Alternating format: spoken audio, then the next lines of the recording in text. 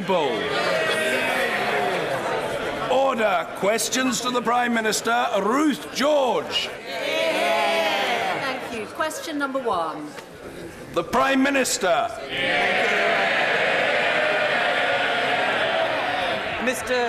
Mr. Speaker, I'm sure the whole House will wish to join me in offering condolences to the family, friends and colleagues of Police Constable James Dixon from Thames Valley Police, who was killed while on motorcycle duty yesterday, and also to the family and friends of the passenger in the car involved in the collision. I'm sure the whole House will also wish to join me in offering condolences to the family and friends of the former member of this House, Jim Hood, who was a former miner and a strong voice for Lanarkshire in this place for nearly 30 years. Mr. Speaker, this morning I had meetings with ministerial colleagues and others. In addition to my duties in this House, I shall have further such meetings later today. Ruth George. Thank you. My constituent Kate has run a successful nursery for over 14 years, but after 2 months on the government's funding for 3- and 4-year-olds, she says she can't make it work. She's having to sell her home to pay her staff redundancy. Over 1,000 nurseries have already closed and 58% say they can't continue. If nurseries close, parents can't work. Please will the Prime Minister meet with me and nursery owners to discuss such widespread and critical problems? Well, I can say to the Honourable Lady that I have indeed recently met with some nursery owners looking at this issue, and they've given a very clear message that actually there are parts of the country where local authorities are operating this system very efficiently and very well, and there are parts of the country where that is not happening. Of course, what underpins this is the decision taken by this government to improve the childcare offer for parents so that they actually have a better opportunity and ensure that their children get into the childcare they need. Marie Bellingham. Mr. Speaker, will the Prime Minister give a quick update on the Brexit negotiations? And does she agree with me that post-Brexit it's absolutely crucial that we enhance skills and apprenticeships in the construction and housing sector? And does she agree that now is not the time for the Construction Industry Training Board to be proposing to close their site at Birdsham in West Norfolk, thus putting at risk 600 jobs in a rural area? Will she meet me to discuss this, and will she help me in my campaign? Well, can I say to my honourable friend that he's a great champion for his constituency. He's been a great supporter of the CITB at Birdsham. I'm very happy to support his campaign. I wish him well. I'm happy to meet with him. He asked about Brexit, and of course what we are doing in the Brexit negotiations is ensuring that we can indeed build those houses and build that country for the future that we want to see. And the principles that we are working to are that the text that is currently being discussed is a report on the progress of the negotiations, on which basis the European Commission will decide whether sufficient progress has been made and we can move on to the next stage of talks. And it's for those future talks to agree precisely how we ensure cross-border trade while maintaining the constitutional integrity of the United Kingdom. We're leaving the European Union, we're leaving the single market and the customs union, but we will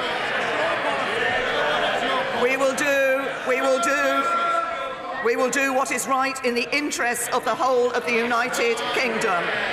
And nothing is agreed until everything is agreed. Jeremy Corbyn. Thank you, Mr. Speaker. I joined the Prime Minister in condolences to the police officer and the passenger who lost their lives in this tragic event yesterday.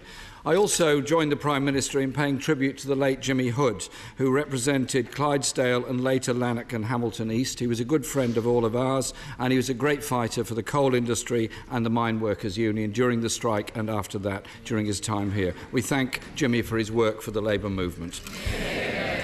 Mr. Speaker, in July, the International Trade Secretary said Brexit negotiations would be the easiest in human history. Does the Prime Minister still agree with that assessment?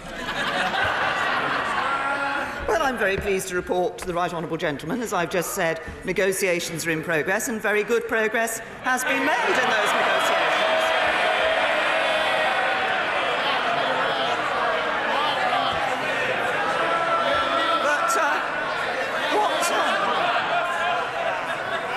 What my right honourable friend has been focusing on is the trade negotiations for the future. And indeed, because we are already a member of the European Union, when we leave, we will not be at the same basis in relationship with them as, say, Canada was in negotiating a trade agreement, and therefore we do expect that we'll be able to get the deal that is right for the whole United Kingdom. What we need to do to be able to do that is to move on to phase 2, and if he's so concerned about easy negotiations, why did his MEPs vote against enabling us to do that?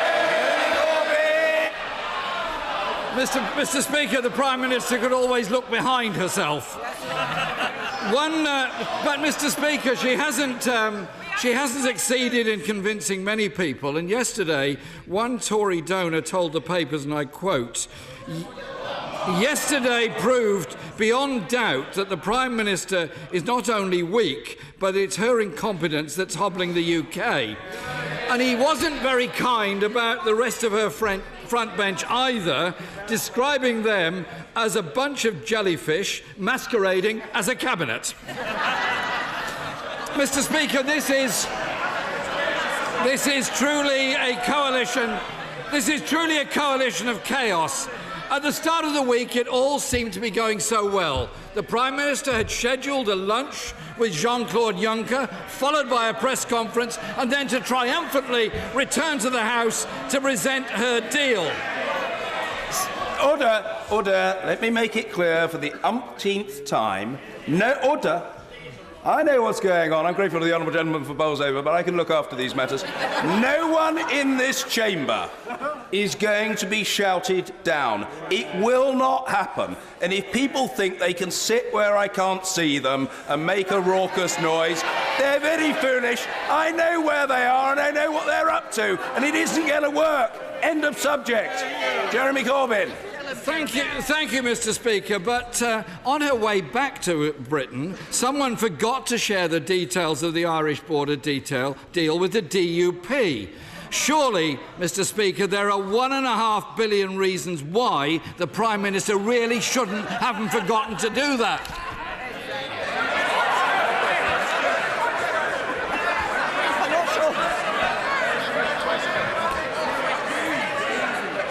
I think it was a little difficult to detect the question that there was within that interruption. But let me say to the right honourable gentleman, as President Juncker said on Monday, there are still a couple of things that we're negotiating on. And he is confident that we will be able to achieve sufficient progress. But if he wants to wonder about plans for negotiations, perhaps he should look at his own front bench. The Shadow Chancellor used to say staying in the single market was not respecting the referendum. Now he says it's on the table. The Shadow Brexit Secretary, Shadow Trade Secretary, used to say staying in the customs union was deeply unattractive. Now he says it isn't off the table. Now I think we now know from the Shadow Chancellor what their approach really is. It's not having a plan at all. Because when asked what the Labour Party plan was, the Shadow Chancellor said, well, that's difficult for us. As we all know, the only thing the Labour Party is planning for is a run on the pound. Jeremy Corbyn! Mr. Speaker, the Prime Minister was unable to support her Brexit secretary when he tried to explain that a deal was supposed to be done in October but still hasn't been done by December. The leader of the DUP told Irish television she only got sight of the deal on Monday morning, 5 weeks after she first asked for it. 2 months after the original deadline for the first phase of talks, and after Monday's shambles, is the Prime Minister now able to end the confusion and clearly outline what the government's position is now with regard to the Irish border? I'm very happy to outline the position that I've taken on the Irish border with Northern Ireland. It is exactly the same position that I took in the Lancaster House speech, that I took in the Florence speech, that we have taken consistently in the negotiations, which is that we will ensure that there is no hard border between Northern Ireland and the Republic of Ireland. We will do that while we respect the constitutional integrity of the United Kingdom and while we respect the internal market and protect the internal market of the United Kingdom. And those Labour members who shout, "How?" that's the whole point of the second phase of the negotiations. Because we will deliver this, we aim to deliver this as part of our overall trade deal between the United Kingdom and the European Union. And we can only talk about that when we get into phase 2. We have a plan, he has none. Jeremy Corbyn! 18 months after the referendum, the Prime Minister is unable to answer the question. And on Monday, as she thought she was coming here to make a statement, it was vetoed by the leader of the DUP. The tail really is wagging the dog here.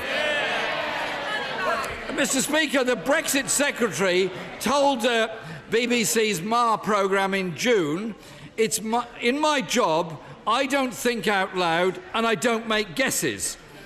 I try and make decisions. You make those based on data. The data is being gathered. We've got 50, nearly 60 sectoral analyses already done. This House voted to see those analyses. But today, the Brexit Secretary told the Select Committee they actually don't exist. Well, can the Prime Minister put us out of our misery?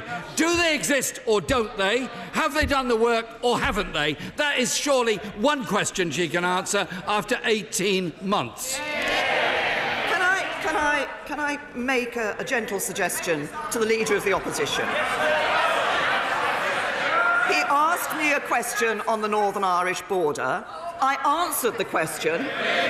He then stood up and said I hadn't answered the question. Perhaps he should listen to the answers that I give. The House requested, as I understand it, 58 sectoral impact assessments. There were no 58 sectoral impact assessments. There was sectoral analysis. Over 800 pages of sectoral analysis has been published and made available to the Select Committee, and arrangements have been made available for members of this House to see it. We are very clear that we will not give a running commentary on negotiations as we proceed, but what we will do is work for what this country wants. We will ensure we leave the European Union in March 2019. We will leave the internal market, we will leave the customs union at the same time, and we will ensure there is no hard border between Northern Ireland and the Republic of Ireland when we do it. Jeremy Corbyn! Mr. Speaker, this really is a shambles. All they've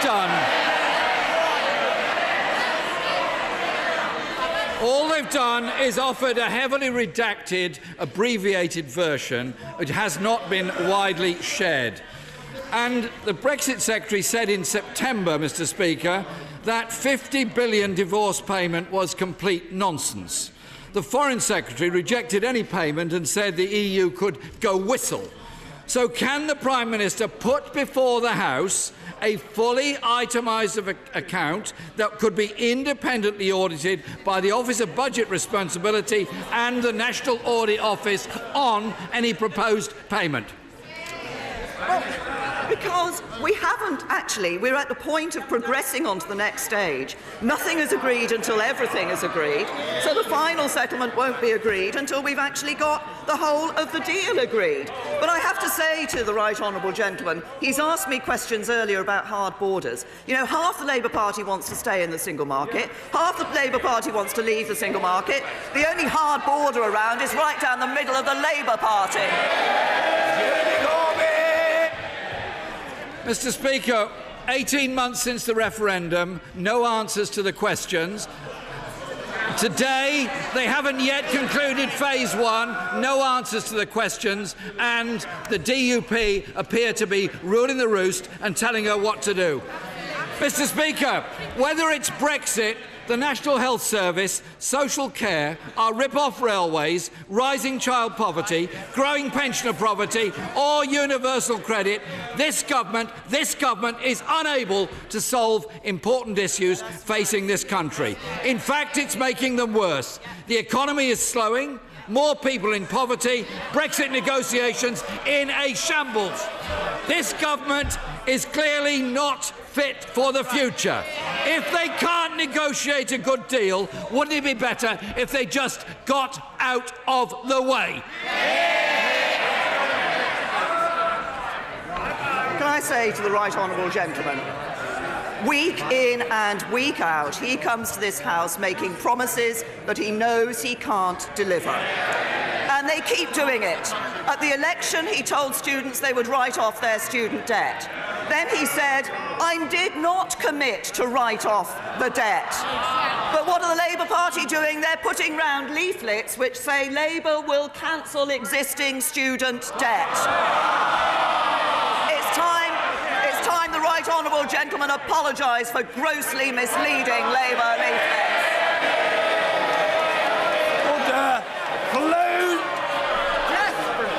Order. Closed question, Mr. Michael Fabricant. Question 5.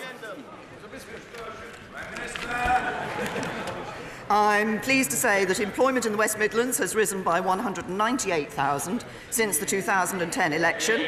And in the budget, my right honourable friend, the Chancellor, confirmed people living and working in the West Midlands will benefit from second devolution deal and a £250 million allocation for regional transport projects. Michael Fabricant. Mr. Speaker, the devolution deal, the budget, and now the establishment of the National Battery R&D Centre in the West Midlands puts the whole region at the very heart of European autonomous drive and electric drive cars. So will my right honourable friend commit to continue to support this important industry, and will she make a very important promise to me? Yes. Will she get rid of that gas guzzler Jaguar of hers in number 10 Downing Street and get a modern Jaguar, an electric one, from the West Midlands? Because we're the party of the future, not the old Labour dinosaurs opposite. Perhaps I could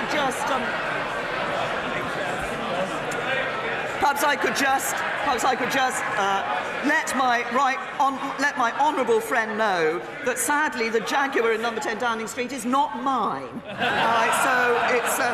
But my honourable friend is absolutely right that the West Midlands is at the heart of this important industry. We are investing £31 million in the West Midlands for the development of testing infrastructure for connected and autonomous vehicles. And we'll also build on the West Midlands' expertise in self-driving cars as we invest a further £5 million into an initial 5G test bed. And I certainly look forward to seeing this technology developing further. Ian Blackford. Thank you, Mr. Speaker. Can I associate myself with the remarks of the Prime Minister regarding the late Jimmy Hood and pass on condolences on these benches to his family and friends? I'm sure the House will want to join me in welcoming Billy Irving, one of the Chennai Six, who's arrived back in Scotland this morning. Mr. Speaker, so now we know that the deal that was done with the DUP to keep the Prime Minister in office gave the DUP a veto over Brexit. It is embarrassing that it was being briefed on Monday morning that the Prime Minister had a deal, only to take this off the table after a call with the DUP. Is this the Prime Minister who is in office but not in power? What we are doing is working for a deal that will work for the whole of the United Kingdom.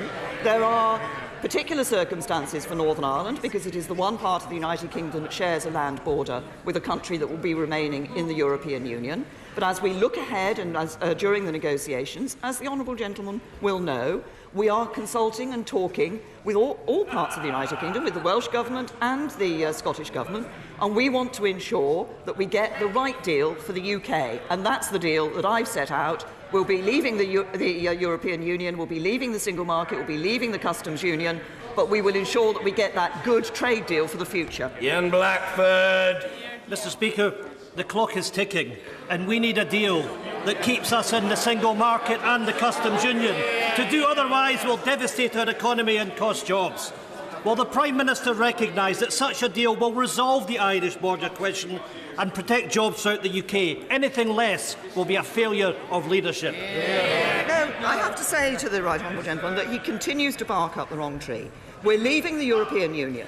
That means we will be leaving the single market and leaving the customs union. We will take back and we will ensure that we can do trade deals around the rest of the world. And that will be important for us, and it's important in, he references jobs, it will be important in ensuring jobs in this country. And we will get a good deal on trade and security, because this isn't just about trade for our future relationship. I set out in my Florence speech the deep and special partnership we want to continue to have with the European Union. That is about a trade deal that ensures jobs and prosperity across the whole of the United Kingdom. I just politely observe that the front bench exchanges have absorbed a disproportionately large share of time, but I'm determined to accommodate backbenchers who are waiting to ask their questions. Mr. Alex Chalk. Mr. Speaker, the bottleneck on the A417 continues to cause dreadful accidents as well as traffic misery in Gloucestershire. Now, following the leadership of the Transport Secretary and the support of Gloucestershire honourable members, the vital consultation stage of the shortlisted improvement proposals will begin shortly. Does my right honourable friend back the scheme? And does she agree that by committing hundreds of millions of pounds for this crucial project, this government is backing the Gloucestershire economy? Yeah.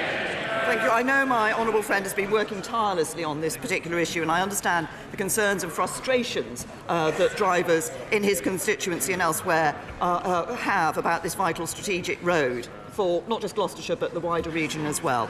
I'm happy to assure him that we are backing the development of the multi-million-pound air balloon roundabout scheme, which was announced in 2014. A consultation will begin shortly, so we can develop the right solution to tackle this pinch point and continue this support, which, as he says, is good for the whole of Gloucestershire's economy. Louise Haigh. The Prime Minister has been unable to provide us with a single plausible Brexit scenario that will meet her red lines and be acceptable to her Cabinet, to Ireland and the DUP.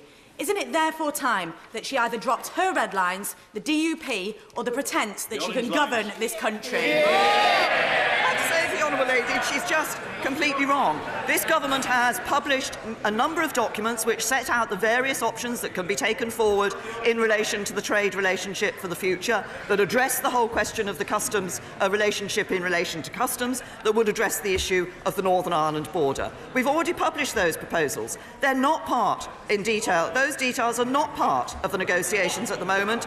They will become part of the negotiations when we move on to phase 2. Peter Bone. Thank you, Mr. Speaker. When the British people voted to leave the European superstate, they voted to end the free movement of people. They voted to stop sending billions and billions of pounds to the EU each and every year. And they voted to make our laws in our own country judged by our own judges. Prime Minister, are we on course still to deliver that? And if we have a problem, would it help if I came over to Brussels with you to sort them out?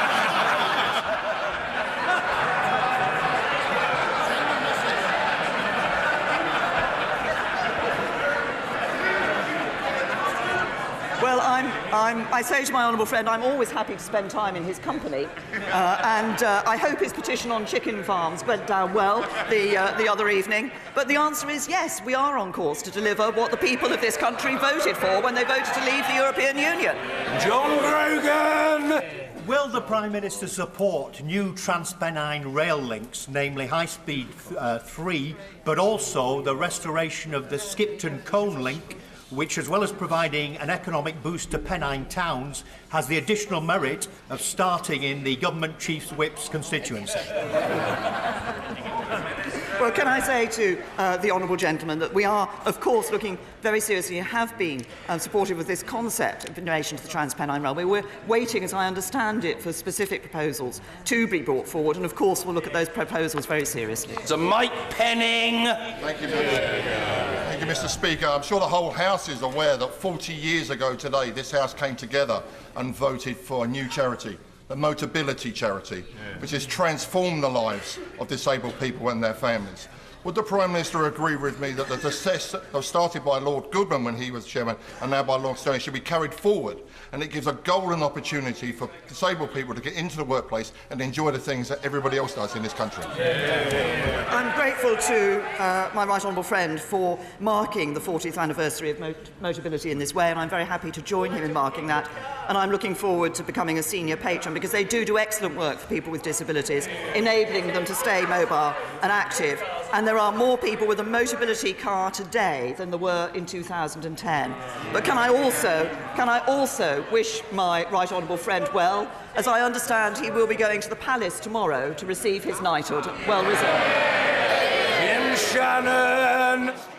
Thank you, Mr. Speaker. Prime Minister, in light of the news today and the reported terrorist threat on the Prime Minister and others, can I assure her of our prayers for her and Her Majesty's Government on this side of the House, and thank the security forces for their sterling efforts?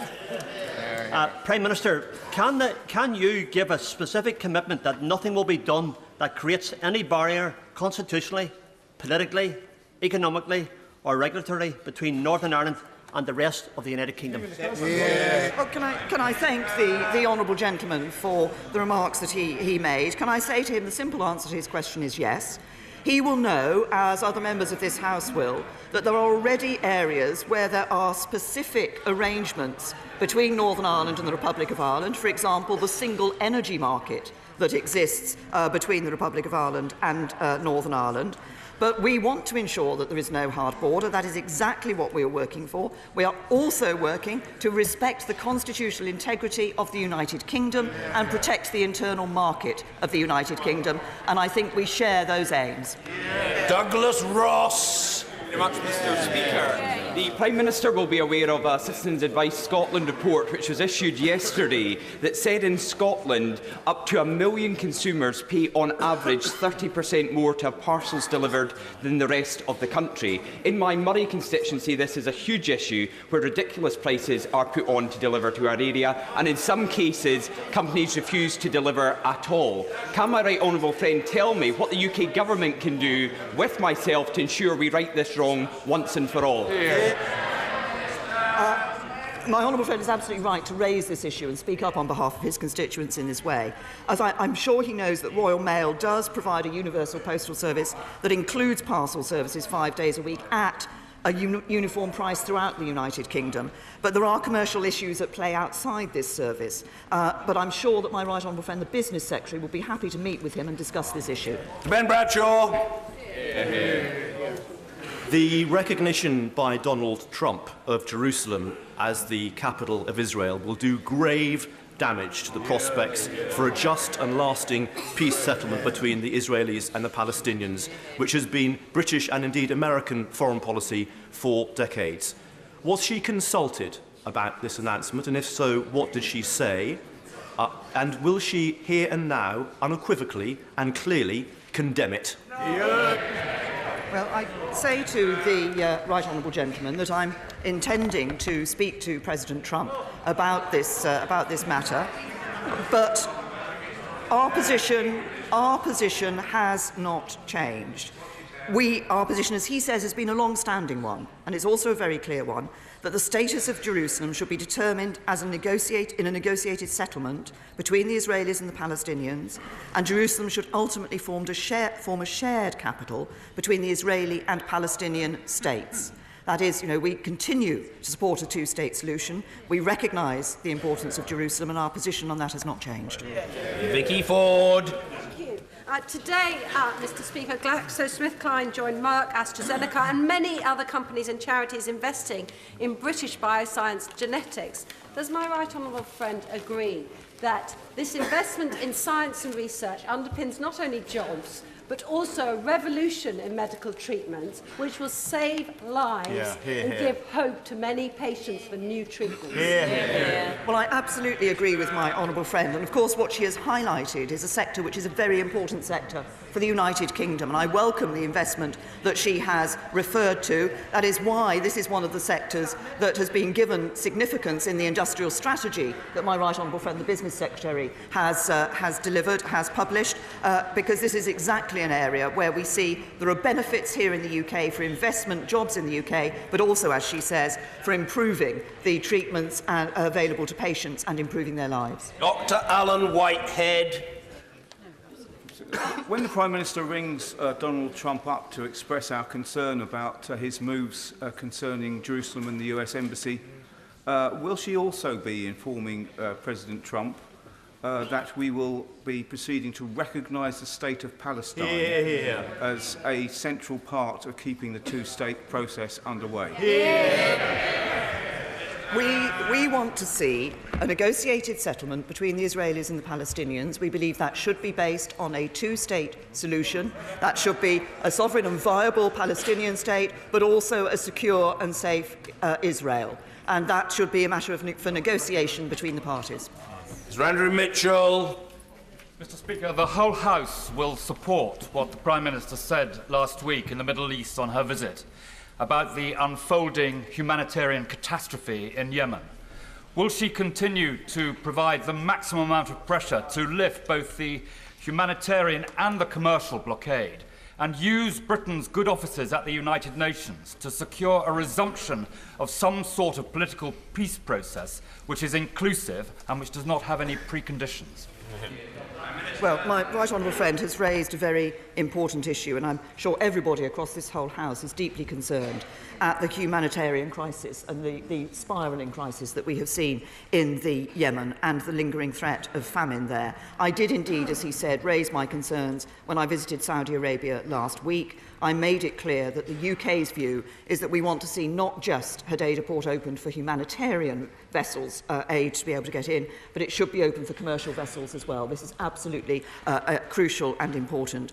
And he references the need for peace talks. That is our top priority, because the best way to bring a long-term solution, the best way to bring long-term stability is to have a political solution, and we will continue to support the efforts of the UN Special Envoy and play a leading role, as he says, in diplomatic efforts to ensure that a political solution can be reached. Alan Brown.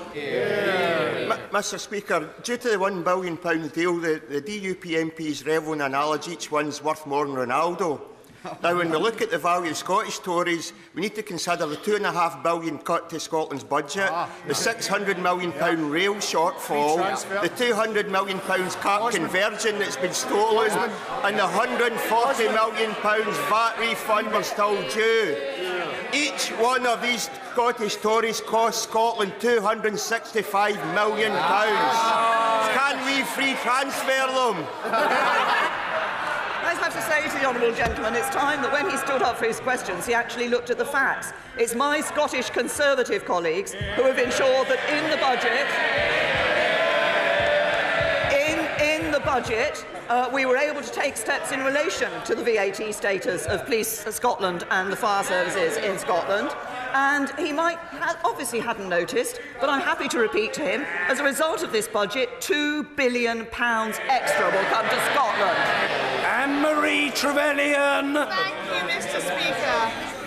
In 2010, the Conservative-led government set out to reform the school curriculum in order to give our children the skills they need to succeed. Does the Prime Minister agree with me that yesterday's reading standard results are a vindication of our reforms and our amazing teachers' efforts, which will allow our children to forge a truly global Britain?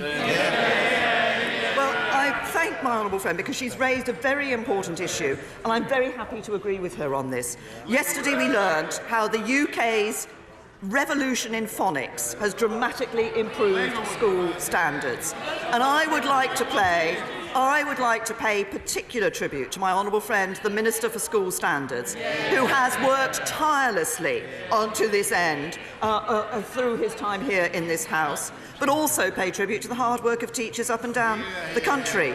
We have, and just for the figures, in 2012, 58% of 6-year-olds passed reading checks. This year, that has risen to 81%.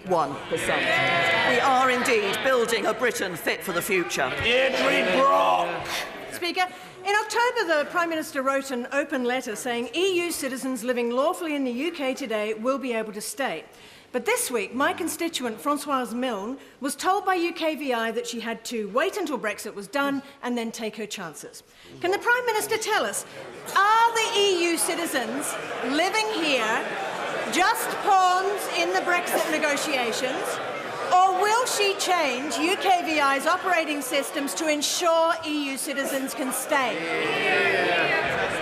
The position on EU citizens that I set out in the open letter that I sent is the position of the United Kingdom government, and I suggest to the Honourable Lady, if she has a complaint about something that UKVI has said, that she sends that information into the Immigration Minister. John Barron. Yesterday, the All-Party Group on Cancer held its annual Britain Against Cancer conference, the largest one-day gathering of the cancer community in the UK, to launch our report on the cancer strategy. We heard from the government, NHS England, many good things that were happening. But there was one issue that is causing real concern to frontline services, and that is the delay in the release of the transformation funding to those frontline services, courtesy of an additional requirement applied to the funding after the bidding process closed. Having discussed the issue with the Secretary of State, who is a jolly chap, would the Prime Minister meet with me to discuss this matter further? Well, can I say to my honourable friend, of course this is an important issue, and we have, as he said, seen some great progress being made in relation to this issue of providing higher standards of cancer care for all patients. Survival records are now at a record high, and around 7,000 more people are surviving cancer after successful NHS treatment compared to 3 years ago. Of course, we want to do more in relation to this issue. He's raised a very specific point, and I understand that the Department of Health are adopting a phased approach to investment, as the National Cancer Programme does run for a further 3 years, but I'd be happy to meet my honourable friend to discuss this. Drew Hendry. Thank you, Mr. Speaker. Contrary to our previous answer on the subject, only the Prime Minister's government can remove barriers to universal credit for terminally ill people in Scotland, England, Wales and Northern Ireland. Will she answer this question again this time? Will she end the cruel requirement for people across the UK who don't want to know they are dying to self-certify on universal credit? Can I say to the honourable gentleman that I suggest that this is an issue I will ask the Secretary of State for Work and Pensions to look at. We do want to ensure that, as he knows, we're working on how universal credit is rolled out and how that is dealt with in relation to individuals. But I'm sure he will understand that if there are particular things that apply to people in particular circumstances, then they can only apply if those circumstances, if the universal credit and the job centres are aware of those circumstances. But I will ask the Department for Work and Pensions to look at this. Jacob Rees-Mogg. Thank you, Mr. Speaker. Before my right honourable friend next goes to Brussels, will she apply a new coat of paint to her red lines? Because I fear on Monday they were beginning to look a little bit pink. Now, I can happily say to my honourable friend that the principles on which this government is negotiating were set out in the Lancaster House speech, they were set out in the Florence speech, and those principles remain. Yes. Karen Buck. Mr. Speaker, this morning London MPs were briefed by the Metropolitan Police Service on the grave challenge of serious youth violence and violent crime, including the scourge of scooter-assisted crime. With robberies up 30% in London, the police service in London faces a 400 million squeeze, which will drive police numbers down to the lowest in 20 years, and my own borough has already lost 198 police officers. Does the Prime Minister still think we have the police resources we need? I would say to the Honourable Member, we're not reducing the Metropolitan Police's budget. We are protecting police budgets. They were protected in the 2015 spending review. I repeat, as I've said in this House before, there's more money and more officers for each Londoner than anywhere else in the country. Of course, it is up to the Mayor of London to decide how that budget is spent. But she also raised the important issue of scooter or moped crime, and I'm pleased to say that my right honourable friend, the Home Secretary, has held a roundtable with police and others in the Home Office to look at how this can be better addressed. Breezer. The industrial strategy identifies that the world will need 60% more food by 2050. As we leave the EU, will the Prime Minister commit to supporting our farmers? Well, I'm very, very happy to commit to supporting our farmers. And, in fact, markets for British food are growing around the world, and we want to see those markets grow even further. Leaving the EU means we will have an opportunity to design a new approach to agricultural policy, one that supports our farmers to grow more, to sell more, and to export more of their world-class products. What we will be doing is ensuring we have an agricultural policy that actually meets the needs of the United Kingdom. Adrian Bailey. Thank you, Mr. Speaker. This week, motor manufacturers announced a year-on-year drop in car sales of over 11%. They blame confusion caused by the government's incoherent policy on clean air and diesels, budget measures, and uncertainty caused by Brexit.